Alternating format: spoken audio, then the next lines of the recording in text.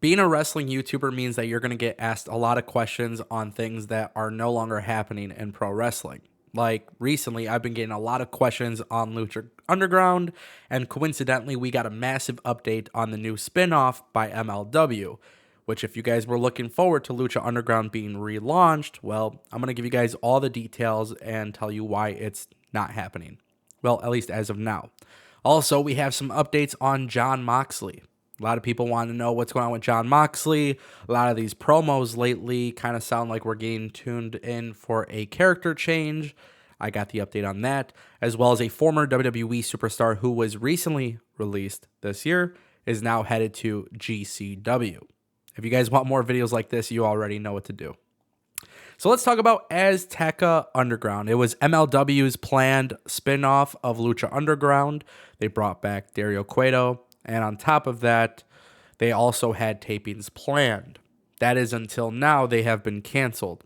MLW has been making a lot of waves with their discussions of basically reviving Lucha Underground. In fact, they were going to give it its own separate roster, different from MLW Fusion. So this would be two different brands under the MLW umbrella, similar to Raw and SmackDown. But on top of that, this was going to be its own show on a different television network. That is until now where it's come out that basically there is no TV network that is interested in broadcasting this. And because of that, MLW has made the decision to completely cancel the tapings. That's a bummer. I think I'm in the majority here. MLW, Azteca Underground, basically being Lucha Underground 2.0, would have probably been a really cool thing to see, especially when you watch MLW on a weekly basis. They do a lot of cool things week in and week out, and I really was a big fan of Lucha Underground, so I was definitely excited to see that they were going to basically revive this with a different roster and obviously different production elements. And that's one thing that I think Lucha Underground did so well. And having MLW take it over, I just felt very comfortable with that idea of it coming back.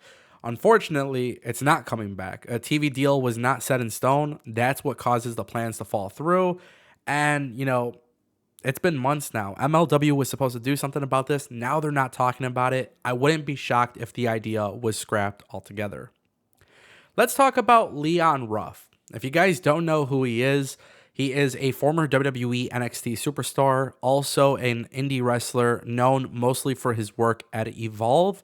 He was recently released by WWE this year, and on top of that, the guy is talented as well, but he's a smaller wrestler. He's not one of those guys that's going to definitely shock you with his impressive Roman Reigns type body or something like that. That's not what he is. Leon Ruff is pretty much a cruiserweight, smaller, shorter wrestler who is very, very skilled, and a lot of people wanted to see what was next for Leon Ruff. Well, now we know GCW has announced that he'll be coming to my city, Detroit, later this month of November. Leon Ruff will be making his debut, which I'm really excited to see how he does in that type of atmosphere, because I think Leon Ruff is definitely a fan favorite. He has the moveset to get people excited. And on top of that, I'm just glad to see more WWE guys have places to work. Again, he doesn't have that Roman Reigns body type. He doesn't look like Randy Orton. He doesn't look like Big E.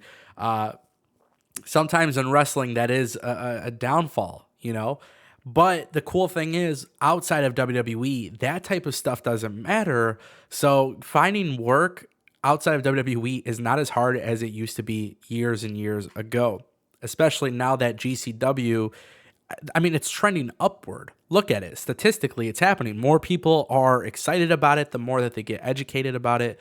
I will more than likely go to the show in Detroit. I enjoy GCW shows. If you guys are going to be there, let me know. I would love to organize some sort of meetup. But I'm really excited about this debut, and I really hope something cool comes out of it because Leon Ruff is the shit. All right, guys, and we got to talk about Jon Moxley. Jon Moxley is one of those guys that a lot of people are excited about being in AEW. And Jon Moxley is one of those guys at AEW where, just a couple videos ago, I simply stated that I felt like Jon Moxley was in limbo. And I think that's actually done by design. I think AEW has in a weird way, they featured Jon Moxley on the show to the point where you don't forget about who he is, obviously, but they're not really putting him in any prominent storyline other than this tournament. I do think we're going to see Jon Moxley turn heel, and that's not just because that's what the rumors suggest, but if you look at what Jon Moxley has been doing lately, all signs point to a heel turn. And if I'm being completely honest with you, my personal opinion, I don't think Jon Moxley should be a babyface. He did it. Let's move on from it. Let's turn him heel. Jon Moxley is a fantastic wrestler. He's also really good when he's a bad guy. And sometimes he's so good as a bad guy where you just simply want to cheer him. I don't. I want to boo the shit out of this guy because that's how good of a heel he actually is. Jon Moxley turning heel is reportedly in the plans, and the idea is they want to use Jon Moxley at the top of the card. Obviously, they want to utilize that name and that recognition, but AEW has a formula, and their formula is to use veterans and bigger names to help grow the homegrown talent. And I want to see that happen. And I think that's exactly why AEW actually has plans to do a heel turn here. Truth be told, you're going to elevate more talent. Also, I think there's some storytelling that could be done. Maybe a Jon Moxley and Eddie Kingston feud. That would be really interesting. It would be really interesting mainly because I think Jon Moxley would be such a good heel that you would really get excited about Eddie Kingston being the babyface. There's just something about that dynamic there. I can't tell a story for you, but I'm hoping AEW can tell a story for us. Again, storytelling is to do, in wrestling, the storytelling perspective should always be to get people thinking.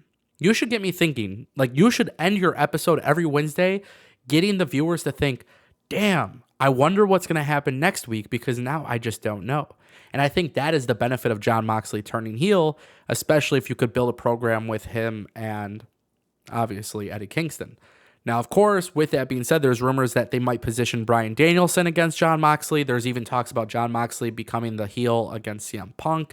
I don't know if I like those ideas just because those guys were in WWE. They had their time with Jon Moxley, Dean Ambrose. But ultimately, I am excited to see what they do, who they pair him up against. That's the type of stuff I'm interested in. So I want to know what you guys think in the comment section down below. Over 30,000 new subscribers. We keep gaining more subscribers every single day. Man, we are on the road to 100,000. So I just want to say thank you so much for anybody who has been checking out the content, supporting the content, liking the comments, liking content, all that good stuff, man. Whatever you guys are doing, I appreciate it. Thank you so much. And for more news, rumors, you already know what to do. I'll see you next time.